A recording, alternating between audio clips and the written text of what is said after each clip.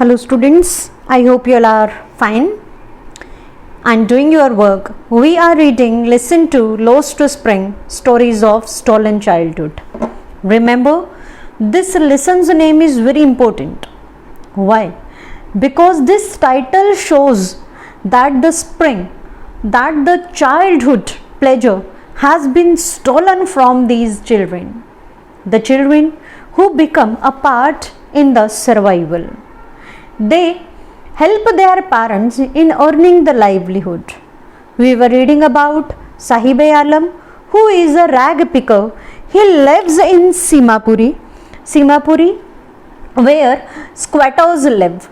Those who came from Bangladesh in 1971. Maximum squatters live there. Writer says sarcastically that it was then a wilderness. It still is, but not empty. There are so many people who live there. There are around 10,000 rag pickers who live there.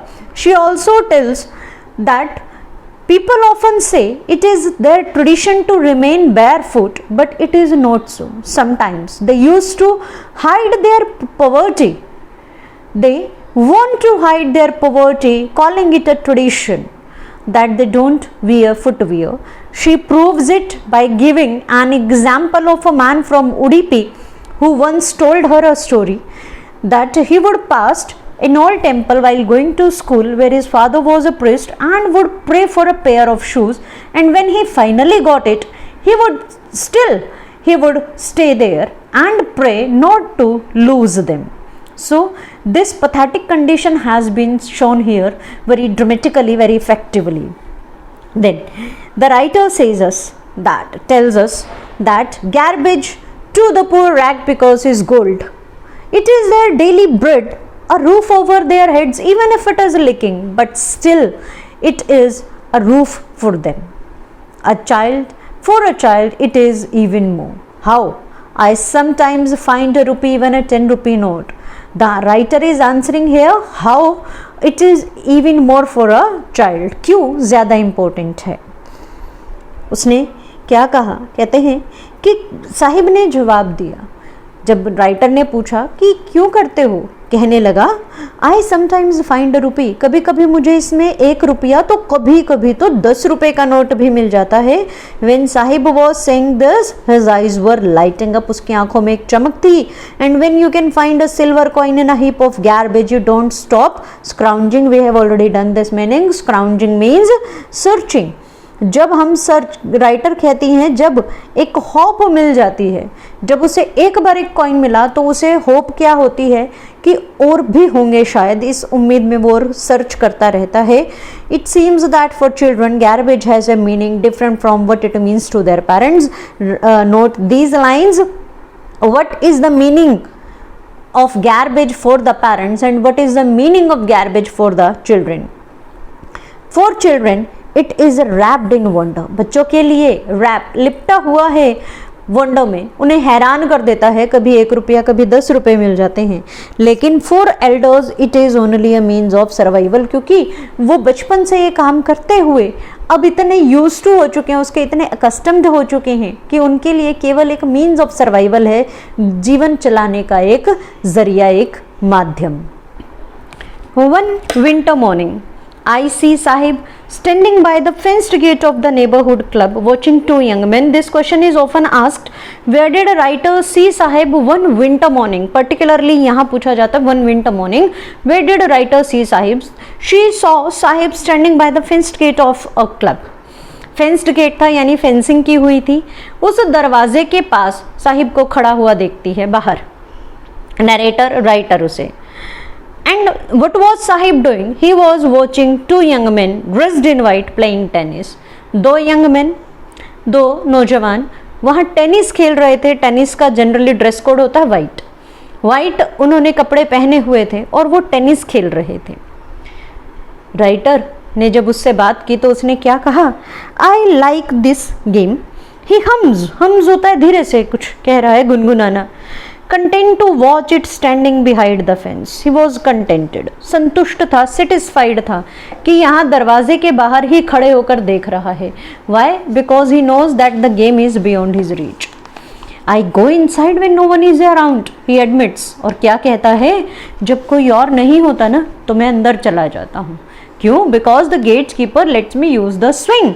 Sahib जानता है कि वो game उसकी पहुंच के बाहर है, इसीलिए वो क्या कहता है, उसी बात से खुश है कि जब कोई और नहीं होता तो गेट कीपर उसे वहाँ जो स्विंग्स लगे हुए हैं उन झूलों में झूलने देता है. Sahib two is wearing tennis shoes that look strange over his discoloured shirt and shorts. Sahib ने इस समय टेनिस शूज पहने हुए, कैनवस शूज जो होते हैं उसने पहने हुए हैं, और जो नए लग रहे हैं जूते देखने में, लेकिन उसकी और अजीब लग रहे हैं. मैच क्यों नहीं कर रहे? क्योंकि उसकी जो शर्ट है और जो शॉर्ट्स हैं वो डिसकलर्ड है, फेडेड हैं, उनके साथ वो अलग से लग रहे हैं. Someone gave them to me, he says in a manner of an explanation. उसने जब देखा कि राइटर का ध्यान उसके शूज की तरफ है तो वो मानो एक्सप्लेनेशन दे रहा है, अपनी सफाई दे रहा है कि ये तो मुझे किसी ने दिए हैं, ये नहीं बता रहा कि मैंने चोरी किए हैं. The fact that they are discarded shoes of some rich boy. Read each and every word very carefully because each and every word, each line is very important. Writer को क्या जवाब देता है? राइटर क्या कहती है? सच्चाई ये है, these are the discarded shoes. Discarded होता है त्यागे हुए, छोड़े हुए जूते हैं जो किसी अमीर बच्चे ने पहने नहीं. क्यों? Perhaps who perhaps refused to wear them because of a hole in one of them.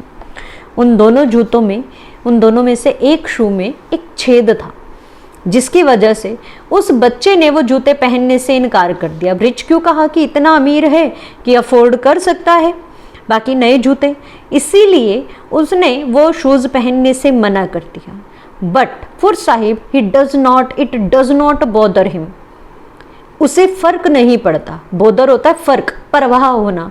क्यों? बिकॉज फॉर वन, क्योंकि एक ऐसा व्यक्ति who has walked barefoot even shoes with a hole is a dream come true.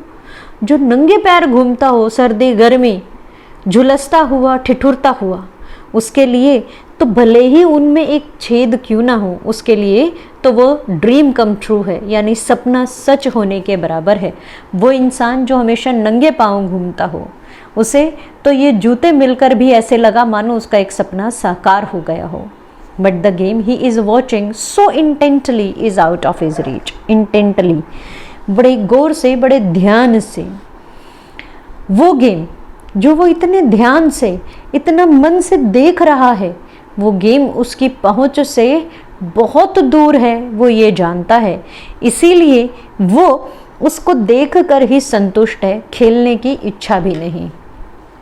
This morning Saheb is on his way to the milk booth. ये आपका एक important question है. देखिए, working with the read and find out में भी दिया हुआ है, is Saheb happy working at a tea stall. यहाँ ये क्वेश्चन है, यही हम यहाँ पढ़ रहे हैं. साहिब ने फिर रैग पिकिंग छोड़ दी क्योंकि उसके पेरेंट्स को उसके लिए एक नया काम मिल गया. वो क्या था? एक चाय की दुकान पर काम करना. साहिब को एक दिन वो मिला, राइटर को एक दिन साहिब मिला और वो कहाँ जा रहा था? मिल्क बूथ की तरफ. मिल्क बूथ से आ रहा था. In his hand is a steel canister. उसके हाथ में एक स्टील कैनिस्टर है, कनस्तर स्टील का. जनरली आपने देखोगे घरों में स्टील कैनिस्टर उसके हाथ में है. राइटर ने उसे देखा तो क्या कहता है? I now work in a tea stall down the road. दूर इशारा करता है, पॉइंटिंग इन द डिस्टेंस. देखिए कितनी दूर से वो बेचारा आ रहा है स्टील कैनिस्टर को लेकर और मिल्क बूथ तक जा रहा है, और भरे हुए उस कैनिस्टर को लेकर जाएगा वो मिल्क अपनी टी स्टॉल तक. छोटा है लेकिन मेहनत कर रहा है. कहता है कि मैं अब चाय की एक दुकान पर काम करने लगा हूँ. I am paid 800 rupees. इसे नोट कर लीजिएगा. How much is he paid? He has been paid 800 rupees plus all the meals. दिन भर का भोजन मिल जाता है, साथ साथ 800 रुपये मिल जाते हैं. उसके लिए बहुत हैं, क्योंकि रैग पिकिंग करके शायद कभी नहीं कमा सकता. Does he like the job I ask. ये इस लेसन का सबसे ज़्यादा पूछे जाने वाले क्वेश्चन है. राइटर ने उससे पूछा, क्या उसे पसंद है ये? His face I see has lost the care free look. जब वो रैग पिकिंग करता था बड़ा केयर फ्री लगता था, बेपरवाह, किसी चीज़ की परवाह ही नहीं है उसे।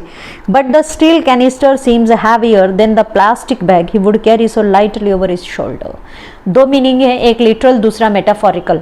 लिटरल मीनिंग ये है कि स्टील कैनिस्टर हैवी है उस प्लास्टिक के उस कट्टे से, उस बैग से जो वो अपने कंधे पर उठाकर घूमता था। दूसरा, स्टील कैनिस्टर किसका है? उस टी स्टॉल ऑनर का। भारी भी है, ऑब्वियसली इसमें मिल्क है, उसमें प्लास्टिक की कुछ बॉटल्स, हल्का भी था। लेकिन अब वो क्या कहता है, स्टील कैनिस्टर किसका है? राइटर क्या कहती हैं, that belongs to the man who owns the tea shop but the bag was his. Bag उसका अपना था लेकिन ये उस टी स्टॉल ऑनर का है, तो इसकी ज़्यादा हिफाजत करनी पड़ेगी। Saheb is no longer his own master. Saheb अब अपनी मर्जी का मालिक नहीं है। So he does not like the job. Why? Because he is no longer his own master. अब अपनी मर्जी का मालिक नहीं है बल्कि एक एम्प्लॉय है, एक कर्मचारी है जिसे 800 रुपये महीना और पूरे दिन का भोजन दिया जाता है ताकि वो उस चाय की दुकान पर काम कर सके। Now read the lesson very carefully and write all the objective type questions. Thank you.